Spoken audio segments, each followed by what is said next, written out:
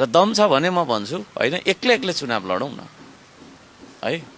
हर्क साम्पाङलाई 15 जना मिलेर पछारेर के गर्ने? सिङ्गल त छुनै नसक्ने रहेछ त। अलि हाँसौँ न।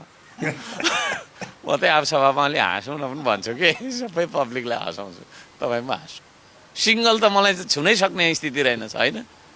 अब हेर्दै जानुहोस्, रवि बालेन तपाईँको छैन के अरे यो के अरे कुलमानसँग अब एमाले कङ्ग्रेस माओवादी त छैन होला, नेपाल कम्युनिस्ट पार्टी यिनीहरू सबै पनि मिल्न सक्छन् श्रम संस्कृतिको विरुद्धमा, तर पनि श्रम संस्कृतिलाई हल्लाउन सक्दैन, किनभने जनताले ठानिसक्यो।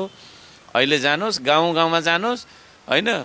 पहिला मैले एउटा उसमा अलि हाँस्दै भनेको थिएँ, त्यही अब अलिकति भनौँ न हास्य शैलीमै, गोठमा बाँधिराखेको गाईलाई सोद्धाखेरि पनि माटो भन्छ।